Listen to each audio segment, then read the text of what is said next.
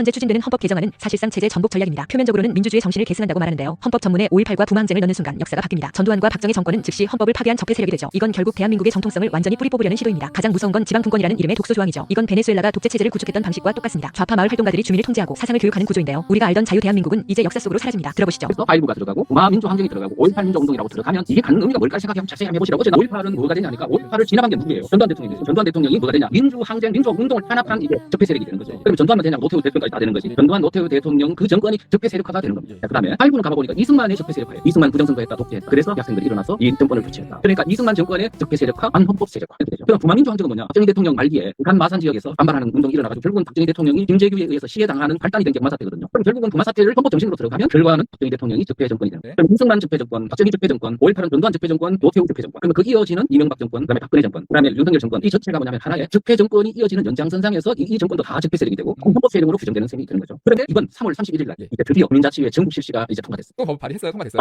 발의해서 지방자치법이라고 지방자치법. 지방자치법에 뭘 했냐면 이제 일부 개정안을 발의해서 지방 읍면동 주민자치회를 도래로 실시한다, 전국 실시한다는 근거조항을 넣어놨기 때문에 이제는 도래를 통해서 3,561개 읍면동들을 전부 다가 일시에 만들어지게 이번 지방선거 끝나면 아마 다 만들어질 거예요. 그래서 지금 그 사람들이 주민자치회 읍면동에서 좌파 마을 활동가들이 완벽하게 마을에 읍면동에 있는 모든 통제 권력과 그다음에 경제, 보유, 그다음에 무슨 치안 그런 모든 이런 것까지 완전히 싹 자기들이 완전히 절대 권력을 가지고 돈까지 풀어가면서 주민들을 이제 그 요리하고 그 주민들과 학생들 모두를 사상 교육까지 다 시키는 이런 엄청난 이제 권력 행사가 이제 진행될 텐데 이게 베네수엘라가 그렇게 해가지고 완전히 주민들을 완전히 옥죄가 통제해서 영구집권 체제를 만든 건데 지금 우리가 그렇게 가려고 해요. 근데 법률적 근거를 넘어서서 헌법에도 그거를 지금 규정하고 있는 거거든요. 그러면 이제는 헌법이 바뀌지 않는 한은 이거는 이제 50년 100년 가는 거죠. 이와 같은 무서운 법이 바로 이번 헌법 개정안 제4의 조항 안에 들어가 있다. 여러분 이재명 정권이 하는 게 이겁니다. 치매 노인 재산 154조를 22일부터 국가가 만든답니다. 국민연금이 관리한답니다. 치매도 안 걸렸는데 좀 덜한데 국가에서 당신 치매라고 하면 내 재산을 내가 관리 못합니다. 누가 관리한다고요? 국민연금공단에서 가져가 버린대요. 연세 들면 치매 많잖아요. 애매모호하잖아요. 근데 의사가 치매 진단 내는 순간 내 재산을 내가 관리 못한다고 이해됩니까? 여러분 이게 말이 됩니까 이게? 이거는 좌파 우파의 문제가 아니에요. 좌파 50대 60대 여러분 당신도 언제든 치매 올 수 있잖아요. 이거를 내가 치매 걸렸는데 내가 끝까지 내 재산 내가 죽을 때까지 내가 관리하다가 우리 자식한테 물려줄 수도 있잖아요. 근데 이거를 국가가 관리하는데 이재명이 관리한다고? 이거는 좌파 우파의 문제가 아니라고요. 바로 당신의 문제라고요. 내가 치매 걸리든 말든 내가 알아서 할 문제 아닙니까? 내가 결정해야 되는 거 아닙니까? 치매 진단만 받아버리면 돈이 무려 몇 조요? 154조. 저 누가 가져간다고? 국가가. 국민연금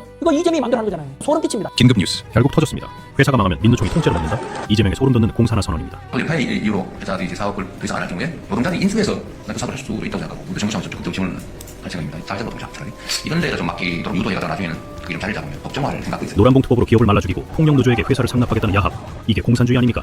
위대한 애국 국민이여 경제 파탄내는 야합 세력 우산혁명으로 끝장냅시다.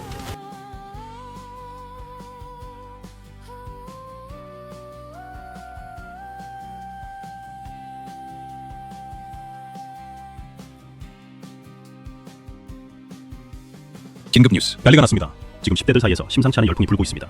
로블록스, 마인크래프트에서 펼쳐지는 자발적인 윤어게인 물결. 애국대학 청소년들이 나라 살리기에 앞장서자 좌파 언론 MBC는 위험하다며 선동하고 기득권은 SNS 금지법으로 아이들의 눈과 귀를 가리려 합니다. 진실을 깨닫는 아이들이 무서운 겁니까? 위대한 애국 국민이여 우리 아이들과 대한민국을 함께 지켜냅시다. 뭉치자, 싸우자, 이기자. 자유 대한민국 만세. 윤석열 정부 동안은 집값이 굉장히 안정적이고 오히려 좀 떨어졌었거든요. 근데 지금 엄청나게 오르고 있어요. 그런데 지금 막 이미 막 한 뭐 50억, 70억, 80억 이래가지고 거기에서 뭐 한 1억 떨어졌다고 야 폭락이다. 이거 봐라 우리가 지금 하고 있는 경제 정책으로 우리 부동산 정책으로 부동산 잡는다라고 얘기하는데 실제 그래도 이 서울에서 어떻게든 소득생활 해가지고 근로소득 가지고 모아가지고 어떻게든 조금씩 주식을 하든 뭐라든 돈을 모아가지고 자기의 집을 이제 마련하려고 하는 사람들 아니면 외곽에서 조금 더 안으로 들어오려고 하는 사람들이 현실적으로 도전할 수 있는 한 5억 6억대 아파트들은 어마어마하게 오르고 있어요. 그리고 이게 가격이 오르는 것만 문제가 아니라요. 전세하고 월세가 사라지고 있어요. 어떤 얘기냐면 기존에 사시던 분들이 계약 끝나면 나가서 외곽으로 밀려나야 된다는 얘기입니다. 그러니까 우리나라가요 수도권에서 매번 일어나는 현상인데 문재인 대통령이 집권했을 때 서울에 사시던 분 중에 자기 집이 없었던 분들이 대다수가 경기도권으로 밀려났어요. 그러니까 이번에 또 밀려날 겁니다. 그러니까 민주당의 정책은 결국에 부르주아를 만드는 거예요. 부르주아라는 단어가 성한 사람이라는 뜻이거든요. 그 성 안에 있는 사람들만 살 수 있게 만들어 놓는다는 얘기예요. 그래서 그게 어떤 경제적인 계급, 사회적 계급까지 분화가 되는 게 부르주아인 거거든요. 지금 정확하게 민주당의 정책이 부르주아를 양성하고 있는 거예요. 부르주아에 되지 못하는 사람들은 이 서울이라고 하는 성안에서 살지 못하고 외곽으로 밀려나고 경기도로 밀려나고 경기도에서도 외곽으로 밀려나게 되고 자산이 있고 돈이 있고 능력이 있고 능력이 있어도 이제 안 돼. 자산이 있는 사람들만 이 서울이라고 하는 성안에서 살 수 있게 되는 겁니다. 그럼 이게 나중에 영국처럼 사회 계급화가 돼요. 그러니까 민주당이 항상 무슨 서민을 위하고 뭐 부유층들을 공격한다고 하지만 가장 부유층들을 부유하게 만들어주고 그들을 귀족적이게 만들어주는 건요 민주당입니다. 그동안 어땠는지 몰랐는데 이제부터라도 서로 애국 보수끼리는 절대로 비난하지 마십시다. 하나 딱 되면은요 이재명 정권 몰아내고 완전히 청소 싸게 버리고 새롭게 윤어게인 그리고 대한민국 할 수 있습니다.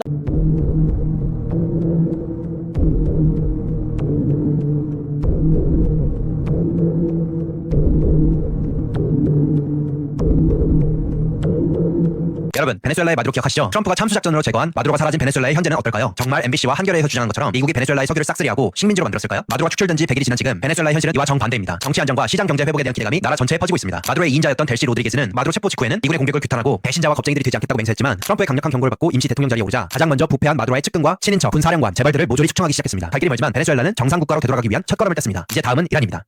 좌파가 말하는 반미 이석기는 평소 미국을 미제, 즉 미제국주의라 부르며 미국은 외래 침략자라고 하는가 하면 한국은 미제국주의 식민지라 하기도 했다. 그러나 정작 자기 아들은 미국 유학을 보내고 심지어는 전설적인 발언을 남겼는데 미국의 아들에게 북한 김수영조를 찬양하는 주체사상을 잘 배우라고 메시지를 보냈던 것이다. 도대체 미국에서 주체사상을 어떻게 배운다는 걸까? 도울 김용호 역시 평소 미국은 제국주의 앞잡이며 중국, 북한을 찬양하는가 하면 김정일은 대단한 사상가이며 이승만은 미국의 괴뢰라고 비난한 바 있다. 그러나 본인은 미국 박사학위를 따고 자식들은 모두 미국 유학을 갔으며 딸은 아예 미국 시민권자다. 임종석, 문재인 정부 대통령 비서실장을 지낸 임종석은 학생운동 시절 빨갱이들의 총분산 NL의 핵심 멤버로 주한미군 철수를 외치며 미제국주의자들을 몰아내자는 전대협의 의장이었다. 그러나 정작 지 딸은 미국 유학을 보내고 심지어 공직자 신고 자산이 6억 5천이었는데 딸은 연간 학비와 생활비만 8천만 원이 드는 시카고 아트스쿨에 보냈다. 심지어 반미를 외치는 안키 고곰이라는 책을 쓴 홍근수 목사의 딸도 아예 미국 시민권자다. 지 딸한테도 양키라고 하다.